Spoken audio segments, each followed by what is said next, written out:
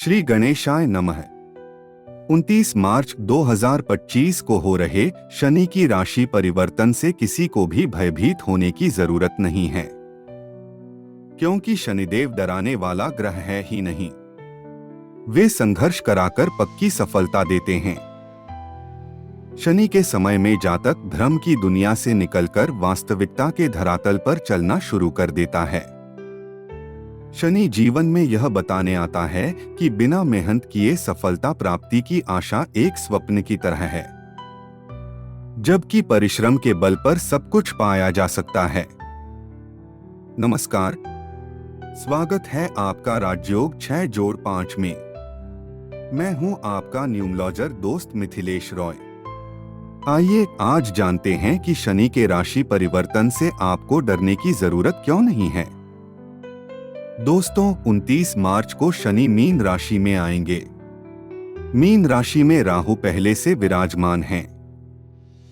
Mean गुरु की राशि है, अर्थात शनि अब 2.5 साल तक गुरु के घर में निवास करेंगे। चूंकि वे गुरु के घर में आ रहे हैं, इसलिए उपद्रवी मूड में नहीं रहेंगे। शनि और राहु एक ही स्वभाव के ग्रह हैं और गुरु से उनका समभाव वाला संबंध है, यानी न उधो से लेना न माधो को देना, न दोस्ती न दुश्मनी। गुरु से किसी का भी ऐसा ही संबंध रहता है। गुरु दोस्त नहीं होता, दुश्मन तो बिल्कुल भी नहीं होता है। तो इस स्तर पर भी डरने की कोई जरूरत नहीं है। अब हम तत्व के स्तर पर बात कर लेते हैं। शनि और राहु दोनों ही वायु तत्व का ग्रह है, जबकि मीन राशि जल तत्व की राशि है। तो जल पर जब वायु का प्रभाव बढ़ता है तो हलचल होना स्वाभाविक है। तो आपकी कुंडली में जिस भाव में मीन राशि है, वहां उछाल आएगी, अर्थात वृद्धि होगी। जैसे अगर आपकी कुंडली में तीसरे भाव में मीन राशि है, तो तीसरे भाव के कारकत्व में वृद्धि होगी। तीसरे भाव से पराक्रम, कम्युनिकेशन आदि देखा जाता है। तो आपके साहस और संपर्क में वृद्धि होने के चांस बनेंगे। सूक्ष्म स्तर पर शनि के राशि परिवर्तन को समझें तो मीन सहित आपकी कुंडली के कुछ 6 भाव इससे प्रभावित होंगे, क्योंकि राहु भी पहले से ही मीन में ही हैं। तो राहु की 3 दृष्टि और शनि की 3 दृष्टि के स्तर पर भी असर पड़े बिना नहीं रहेगा। आपकी कुंडली में जहां मीन राशि है, वहां बैठकर शनि और राहु वृष, कर्क, कन्या, वृश्चिक और धनु राशि पर नजर डालेंगे। ग्रह जहां बैठते हैं और जहां दृष्टि डालते हैं, दोनों ही जगह पर असर करते हैं। तो शनि के राशि परिवर्तन से कुंडली के 12 भाव में से 6 भाव प्रभावित होंगे।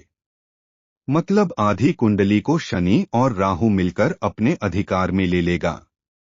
इसमें से सबसे अधिक प्रभावित होने वाला भाव, जैसा कि मैं समझ पा रहा हूं, वह कन्या राशि वाला भाव है। कन्या राशि पर राहु और शनि की एक साथ 7वीं दृष्टि पड़ेगी। तत्व के आधार पर देखें तो कन्या राशि पृथ्वी तत्व है और शनि और राहु वायु तत्व। यह दोनों तत्व आपस में शत्रु तत्व हैं।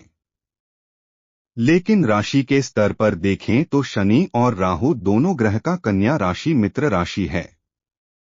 तो आपकी कुंडली में जिस भाव में नंबर 6 लिखा हुआ है, पता कीजिए कि वह कौन सा भाव है और वह भाव किस कारकत्व को दर्शाता है। उस भाव और उसके कारकत्व के प्रति थोड़ा सा सचेत जरूर रहिए। इसके अलावा आपकी कुंडली में जहां 2 की संख्या लिखी हो, यानी वृष राशि जिस भाव में हो, आपको उस भाव के प्रति भी सावधान रहने की आवश्यकता है, क्योंकि वृष पृथ्वी तत्व राशि है और शनि वायु तत्व। दोनों में तत्व के स्तर पर मित्रता नहीं है, लेकिन राशि के स्तर पर मित्रता है। शेष 4 भाव मीन, कर्क, वृश्चिक और धनु राशि पर पड़ रही राहु या शनि की दृष्टि से बिल्कुल भी घबराने की जरूरत नहीं है। ये भाव तत्व के स्तर पर इनके मित्र हैं। पापी और क्रूर ग्रह की अनिष्ट से बचाव के लिए हनुमान चालीसा का पाठ एक रामबाण उपाय है। हनुमान चालीसा के पाठ से न सिर्फ हमारा आत्मबल बढ़ता है, अपितु हमारे आसपास एक मजबूत आभा मंडल भी तैयार होता है। इस समय जबकि एक बड़ा परिवर्तन हो रहा है, अपने आप को उस परिवर्तन की नेगेटिविटी से बचाने के लिए हनुमान चालीसा के पाठ का संकल्प ले सकते हैं। आपकी यह आदत भविष्य में भी आपकी सुरक्षा कवच को अभेद्य बनाकर रखेगा। जीवन में उन्नति देने वाले वीडियो प्राप्त करने के लिए कृपया चैनल को सब्सक्राइब और वीडियो पर लाइक और कमेंट किया करें। धन्यवाद।